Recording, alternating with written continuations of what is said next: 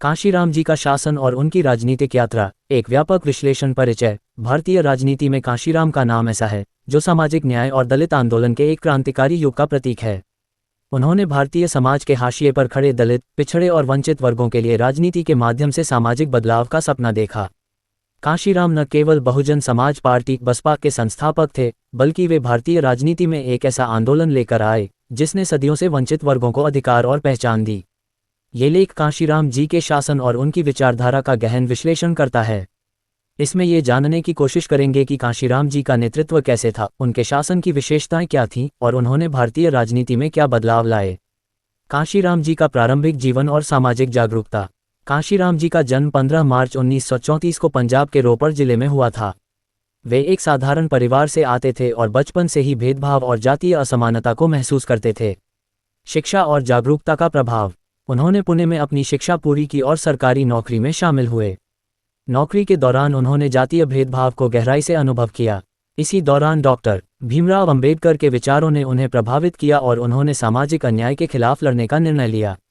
राजनीतिक जीवन की शुरुआत। कांशीराम ने 1973 में BAMCEF backward and minority communities employees federation की स्थापना की।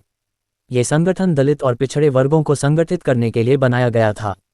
इसके बाद उन्होंने 1984 में बहुजन समाज पार्टी की स्थापना की, जिसने राजनीति में एक नया अध्याय लिखा। कांशीराम का राजनीतिक दृष्टिकोण। कांशीराम का शासन और उनकी राजनीति पूरी तरह से बहुजन समाज, दलित, पिछड़े और अल्पसंख्यकों के उत्थान पर केंद्रित थी। डॉक्टर अंबेडकर के विचारों का प्रचार। कांशीराम ने डॉक्टर अंबेडकर के शिक्षित बनो, संगठित रहो और संघर्ष करो के सिद्धांत को आगे बढ़ाया। उन्होंने वंचित वर्गों को उनके अधिकारों के प्रति जागरूक किया। बहुजन एकता। उनका मानना था कि अगर समाज के 85% वंचित वर्ग एकजुट हो जाएं, तो वे सत्ता पर कब्जा कर सकते हैं। उनकी राजनीति बहुजन समाज की एकजुटता पर आधारित थी। राजनीति को साधन बनाना। कांशीराम ने राजनीति को सामाजिक बदलाव का माध्यम माना। उनका उद्देश्य केवल सत्ता प्राप्त करना नहीं, बल्कि सत्ता के माध्यम से सामाजिक न्याय स्थापित करना था। कांशीराम जी का शासन और नेतृत्व शैली। कांशीराम का शासन सीधे तौर पर उनकी विचारधारा और नेतृत्व क्षमता पर आधारित था। दलितों के लिए नायक। कांशीराम को दलितों का नायक माना जाता था। उन्होंने उन्हें अधिकार, आत्मसम्मान और राजनीतिक पहचान दिलाने का काम किया। संगठनात्मक क्षमता। कांशीराम एक बेहतरीन संगठनकर्ता थे।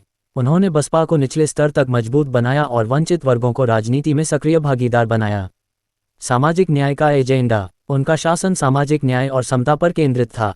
उन्होंने राजनीति के माध्यम से सामाजिक संरचना को बदलने की कोशिश की।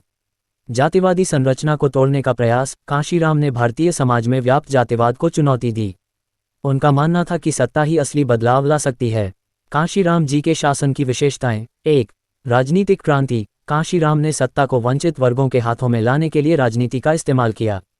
उनका उद्देश्य केवल सत्ता प्राप्त करना नहीं, बल्कि सत्ता के माध्यम से सामाजिक असमानता को समाप्त करना था। 2. दलित राजनीति का उदय। कांशीराम ने दलित राजनीति को मुख्यधारा में लाया। उन्होंने वंचित वर्गों को संगठित किया और उन्हें बताया कि राजनीति के बिना उनका उत्थान संभव नहीं। 3. सांस्कृतिक प्रतीकों का उपयोग। कांशीराम ने अंबेडकर, ज्योतिबा फुले और सावित्रीबाई फुले जैसे महान विचारकों के विचारों को प्रचारित किया। उन्होंने दलित समाज को उनके गौरवशाली इतिहास से जोड़ा।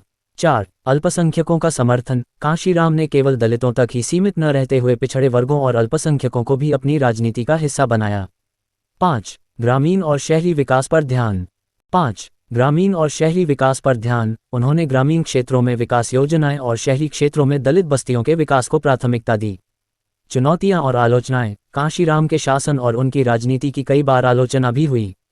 जातिवाद की राजनीति। विरोधियों ने उन पर जातिवादी राजनीति करने का आरोप लगाया, लेकिन कांशीराम का मानना था कि दलितों और वंचित वर्गों को संगठित करने के लिए यह जरूरी है। व्यक्तित्व केंद्रित राजनीति। कांशीराम की राजनीति को कई बार व्यक्तित्व केंद्रित माना गया। आलोचकों का कहना था कि उनकी पार्टी पूरी तरह से उनके और मायावती जैसे व्यक्तियों पर निर्भर थी। सत्ता की सीमाएं। कांशीराम के विचार क्रांतिकारी थे, लेकिन सत्ता की सीमाओं के कारण वे अपने सभी उद्देश्यों को पूरा नहीं कर सके।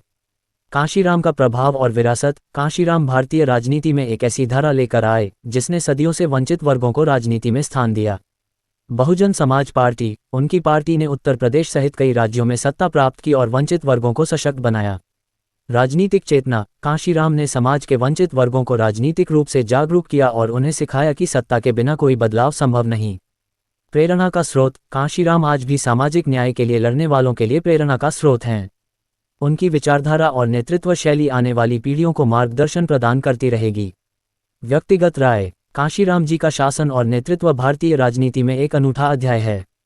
उन्होंने न केवल वंचित वर्गों को उनकी ताकत का एहसास कराया, बल्कि उन्हें संगठित कर सत्ता के केंद्र में लाने का काम किया। उनकी राजनीति ने भारतीय समाज में सामाजिक न्याय और समानता की दिशा में एक क्रांतिकारी बदलाव लाया। हालांकि सत्ता के व्यवहारिक पहलुओं और विरोधियों के दबाव के कारण वे अपने सभी उद्देश्यों को पूरी तरह से प्राप्त नहीं कर सके, लेकिन उनका प्रयास और दृष्टिकोण भारतीय राजनीति में हमेशा अमर रहेगा। निष्कर्ष। कांशीराम जी का शासन और उनकी राजनीतिक यात्रा सामाजिक न्याय और समानता की लड़ाई का प्रतीक है। उन्होंने दिखाया कि अगर संगठित होकर संघर्ष किया जाए तो असंभव को भी संभव बनाया जा सकता है। उनके विचार और उनके द्वारा शुरू किया गया आंदोलन भारतीय राजनीति को हमेशा दिशा देता रहेगा। सूचना सिर्फ मान्यताओं और जानकारियों पर आधारित है। यहाँ ये बताना जरूरी है कि यह मेरा वीडियो किसी भी तरह की मान्यता, जानकारी की पुष्टि नहीं करता है। किसी भी जानकारी या मान्यता को अमल में लाने से पहले संबंधित विशेषज्ञ से सलाह लें। धन्यवाद।